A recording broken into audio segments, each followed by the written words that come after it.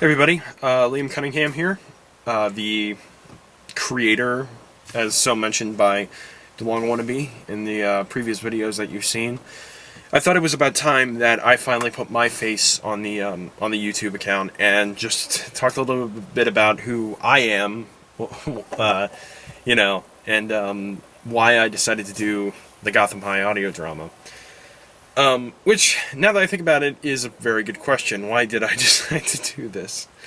Well, okay, for just so that you know, a lot of inspiration for this came from not only my love as a Batman fan, but the fact that I am actually a part of another audio drama, which I think this is a good time to plug. The Fruits Basket audio drama. Weirdly enough, I have part of the script right here, so yeah, I guess I'll put a link in the discussion or the description.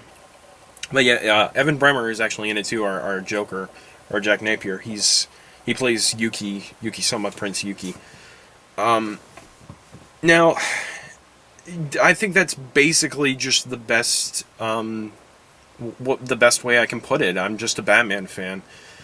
It's always fun to put characters, especially comic book characters, because after we're at like, God, we're getting on almost 100 years. We'll be at 100 years of comic book heroes in a while, considering, I mean, Superman was made in the 30s, and so was Batman. Now that I think about it, so yeah, we're getting up there, and it's like through all these years we have seen some pretty dynamic ideas around these characters. I think Teen Titans is a great example. Teen Titans, I think it was Marv Wolfman. I think that was the Marv Wolfman run, the Marv Wolfman run that they used for the series, and it was a anime style. I mean, it wasn't anime, obviously. Don't chew my head off for saying that, but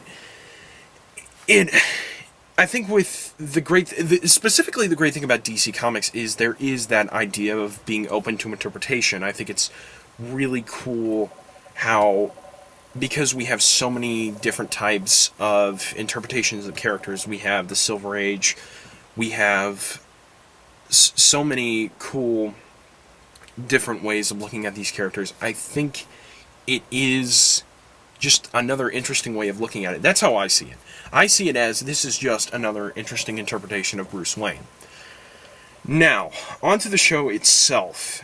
A few things. Now, hopefully, I get their names right when I say this. If I didn't, I'll put a little subtitle in here. Jeffrey.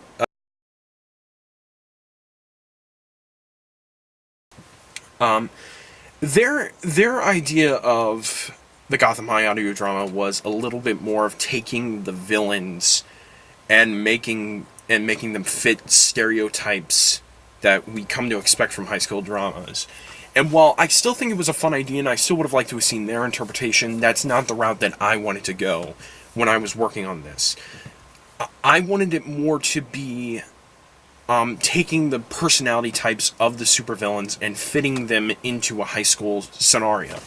So, Basil Karlo, he's a disgruntled actor, so he's a theater geek. Pam Isley, I think she was supposed to be more of a nature girl in the original pitch, but while I do sort of get that, she's always been more of a holier than thou type of persona.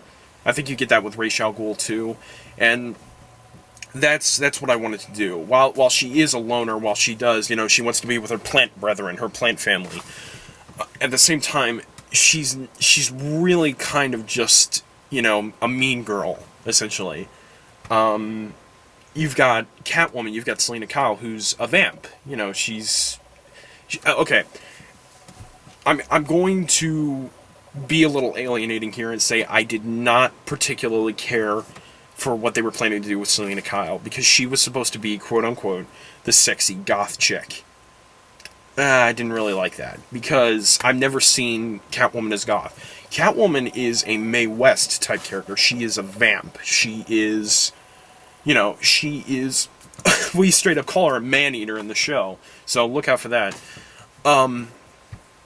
and it just, that's what I wanted. I wanted someone a little bit more, sensual, someone a little bit more, not so much goth, because goth has a interpretation. I'm not trying to stereotype the goth crowd, uh, but they have this concept of just being mean and antisocial, and I get the feeling that's what they were going for in the show, and I didn't want to do that. With with Barbara was originally supposed to have, I think, a bit of a crush on Bruce, and while that has been done in plenty of interpretations, I didn't want her to do that. I wanted her to be more just a basic, happy-go-lucky, tomboyish, but not really tomboyish, just kind of, oh god, I can't believe I'm saying this, a Twilight Sparkle type, I guess. God help me.